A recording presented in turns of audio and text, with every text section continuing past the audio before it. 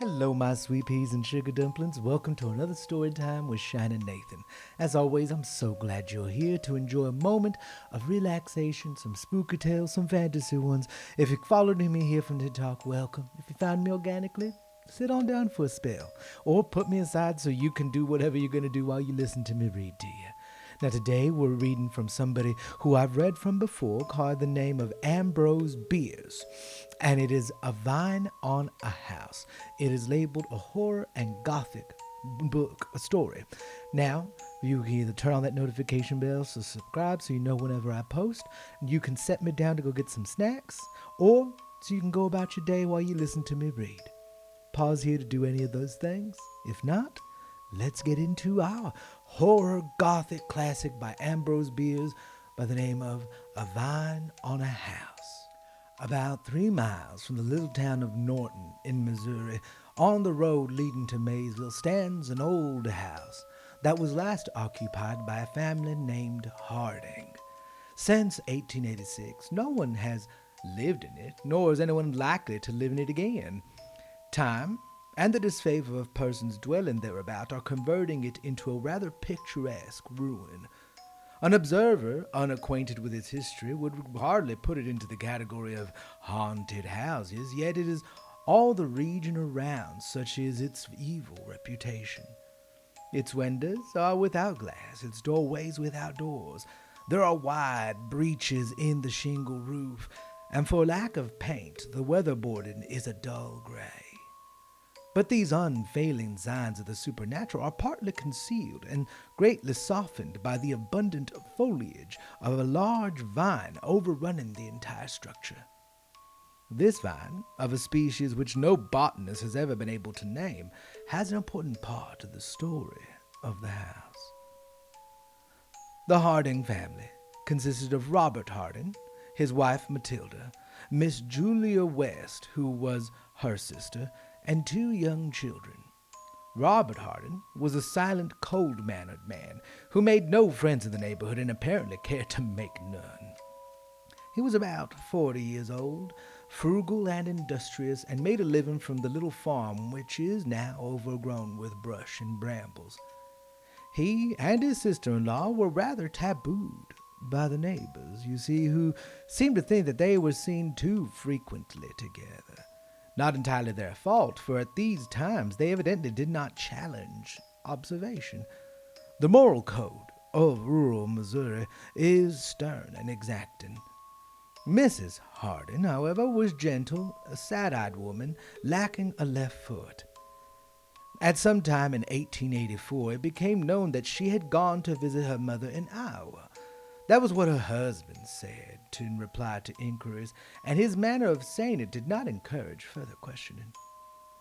She never came back, and 2 years later, without selling his farm or anything that was his, or appointing an agent to look after his interests, or moving his household goods, Harding, with the rest of his family, left the country.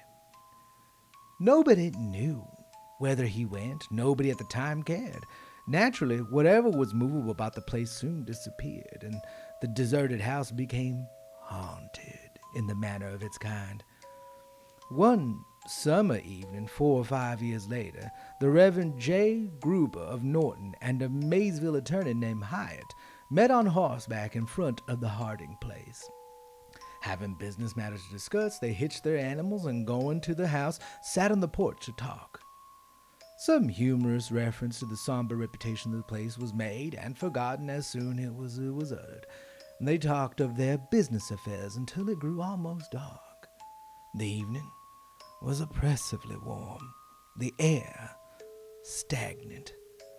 Presently, both men started from their seats in surprise. A long vine that covered half the front of the house had dangled its branch from the edge of the porch above them, was visibly and audibly agitated, shaking violently in every stem and leaf. "Oh, we shall have a storm," Hyatt exclaimed. Gruber said nothing, but silently directed to the other's attention to the foliage of the adjacent tree, which showed no movement. Even the delicate tips of the boughs, silhouetted against the clear sky, were motionless. They hastily passed down the steps to what had been a lawn and looked upward at the vine, whose entire length was now visible. It continued its violent agitation, yet they could discern no disturbing cause. "Let us leave," said the minister. And leave they did. Forgetting that they had been traveling in opposite directions, they rode away together. They went to Norton, where they related their strange experiences to several discreet friends.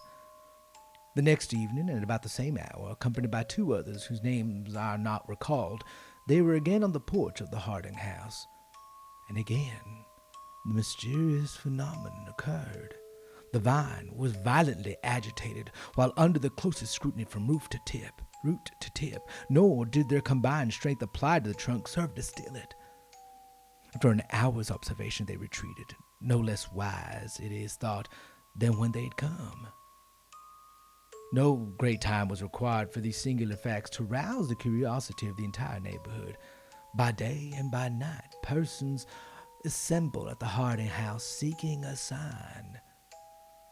It did not appear that any found it, yet so credible were the witnesses mentioned that none doubted the reality of the manifestations which they testified.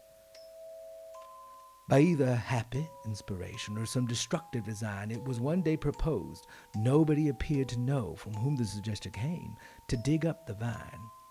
And after a good debate, this was done. Nothing was found but the root, yet nothing could have been more strange. For 5 or 6 feet from the trunk, which had at the surface of the ground a diameter of several inches, it ran downward, single and straight, into a loose, friable earth. Then it divided and subdivided into rootlets, fibers, and filaments, most curiously interwoven. When carefully freed from soil, they showed a singular formation. In their ramifications and doublings back upon themselves, they made a compact network, having in size and shape an amazing resemblance to the human figure. Head, trunk, and limbs were there. Even the fingers and toes were distinctly defined, and many professed to see in distribution and arrangement of these fibers in the globular mass resembling the head a grotesque suggestion of a face. The figure was horizontal. The smaller roots had begun to unite at the breast. In point of resemblance to the human form, this image was imperfect. At about 10 inches from one of the knees, the cilia formed that leg had abruptly doubled backward and inward upon the course of growth. The figure lacked the left foot. There was but one inference, the obvious one. But in the ensuing excitement, as many courses of action were proposed as there were incapable counselors, the matter was settled by the sheriff of the county, who was the lawful custodian of the abandoned estate, ordered the root replaced, and the excavation filled with earth that had been removed.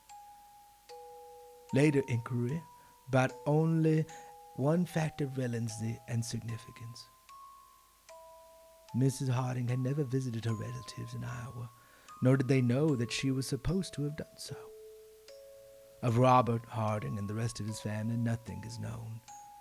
The house retains its evil reputation. But the replanted vine is as orderly and well-behaved a vegetable as a nervous person could wish to sit under of a pleasant night. Where the katydids grate out their immemorial revelation, and the distant whippoorwill signifies his notion of what ought to be done about it. I hope you enjoyed this Gothic horror by Ambrose Bierce of A Vine on a House.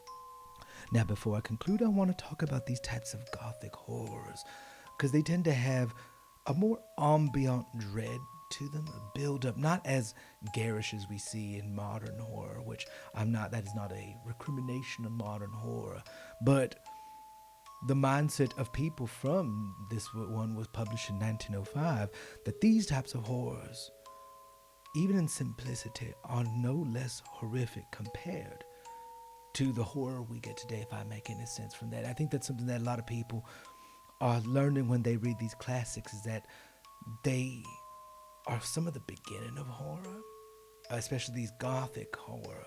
And I think it's a brilliant juxtaposition compared to the horror that we see now, which has these brutal displays of gore and horrible things. And this in and of itself was one simple piece of gore build up and lead up to a horrible revelation. And it's a short story. And so I think this was an appropriate Gothic horror piece. Tell me what you think in the comments. And if you enjoyed my retelling of this tale and you ain't subscribed yet, please consider subscribing and turn on that notification bell. And if you want to support me, consider becoming a patron on Patreon for as low as $3 a month. As always, I love you. And to my patrons who make all of this possible and who have stuck by me and supported me, babies, I'm very blessed to have you. And thank you from the bottom of my heart. As always, I love you. Take care. And I can't wait for another story time.